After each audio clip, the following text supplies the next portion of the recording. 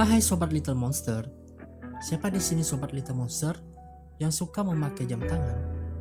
Apakah Sobat tahu asal-muasal jam tangan pertama kali diciptakan? Jika ditelusuri, sejarah jam tangan sangatlah panjang. Meski jam buatan Swiss begitu terkenal dan dihargai mahal, ternyata petemu jam tangan bukanlah berasal dari negara netral tersebut. Lalu, siapa dan dari mana asal penemu jam tangan? Peter Henley adalah nama orang yang diketahui sebagai penemu jam tangan pertama kali di dunia. Ia lahir pada tahun 1485 dan berasal dari Nuremberg, Jerman.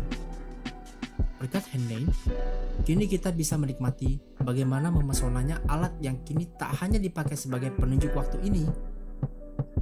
Menarik jika kita bertanya-tanya, seperti apa awal mulanya Henley bisa menciptakan jam tangan? Dan dari mana inspirasinya? Temukan jawaban selengkapnya pada fakta menarik sang penemu jam tangan berikut ini. Tapi sebelum video ini dimulai, buat sobat yang belum subscribe, tekan dulu tombol subscribe yang berada di bawah video ini ya, agar tidak ketinggalan video menarik lainnya. Pada usia yang cukup muda, ternyata Henley sangat tertarik dengan benda-benda unik dan berkilau. Walaupun pada saat itu, ia merupakan juru kunci di sebuah perusahaan barang antik yang berkembang di Nuremberg. Ia suka mengotak-atik barang bekas yang sudah tidak terpakai dan menjadikannya barang berguna. Pada akhirnya, di perusahaan itulah Henley membuat jam tangan pertamanya yang bernama Taschener.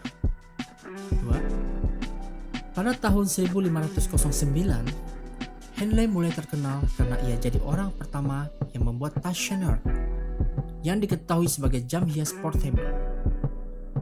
Jam ini punya kepala mirip jam tangan yang kita kenal saat ini, tetapi berukuran sedikit lebih besar dan dilengkapi rantai layaknya kalung. Saat itu, Taschener buatan Henley jadi barang yang dianggap mewah dan digunakan oleh kaum bangsawan. 3.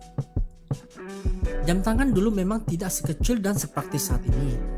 Dulu, penggunaannya juga didominasi oleh orang-orang kaya dan menjadi aksesoris wajib bagi bangsawan. Pada awalnya, Taschener berbentuk besar. Namun, dengan pengerjaan serius dan tak kenal lelah, Taschener mampu dibentuk menjadi seperti liontin cantik. Sekarang, Taschener sudah jarang ditemukan. Jika ada, pasti dengan harga yang mahal karena kelangkaannya. Penamaan jam tangan juga berubah dari Taschener atau jam kantong menjadi armbänder atau jam tangan. 4. Tahukah kamu bahwa Henley tidak mempunyai pengetahuan sama sekali tentang jam? Para pakar matematika juga dikejutkan dengan keberadaan jam tangan kecil yang bisa dibawa kemana-mana ini, yang diciptakan oleh pemuda-pemuda Nuremberg yang dikepalai sendiri oleh Henley. Mereka menunjukkan 40 jam pertamanya dengan komposisi yang sempurna dan mempunyai berat yang sangat ringan. Komposisi inilah yang membuat pakar matematika heran. Bahan-bahan yang digunakan sungguh kecil dengan roda-roda yang sangat rumit. Jam tangan yang dihasilkan pun juga diketahui oleh kaum bangsawan yang membuat Peter cukup dikenal setelahnya. 5. Tormor merupakan jam besar yang terletak pada gedung-gedung zaman dahulu. Gedung-gedung ini mempunyai jam raksasa yang dirawat dan dikembangkan oleh Henley. Tidak hanya di Nuremberg, namun di Strasbourg juga menjadi salah satu perhatian Henley untuk mereparasi, merawat, serta mengembangkan jam dinding sebesar itu. 6.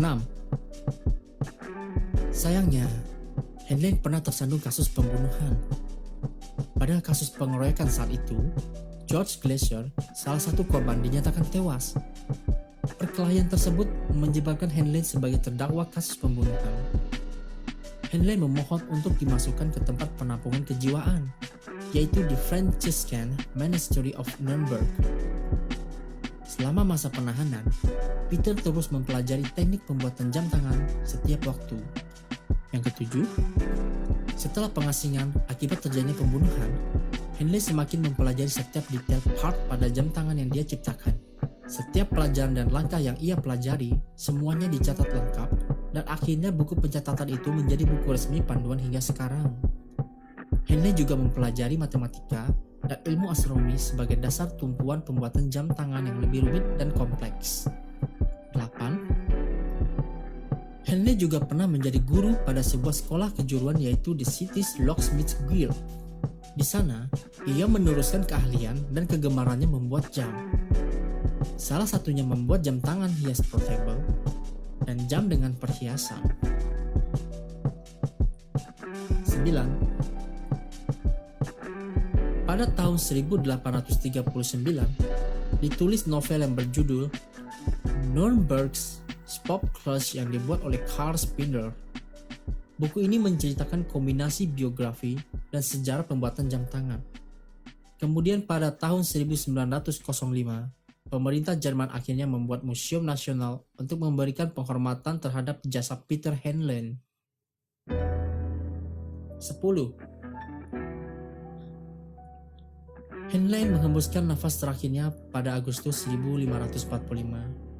Untuk mengenangnya, di kota Nuremberg didirikan monumen Peter Henley bersama Taschener dan dilengkapi tulisan perjalanan hidupnya. Wah, hebat sekali ya sobat. Peter Henley benar-benar menginspirasi dengan terus fokus dan ulet dalam membuat jam tangan, meski pada masa-masa sulit. Setiap orang pasti memiliki masa kelam, tapi jangan pernah menyerah ya untuk terus berinovasi dan terus maju dalam berpikir. Sekian fakta menarik penemu jam tangan pertama di dunia. Jangan lupa like video ini dan share ke teman-teman agar menambah wawasan kita. Terima kasih.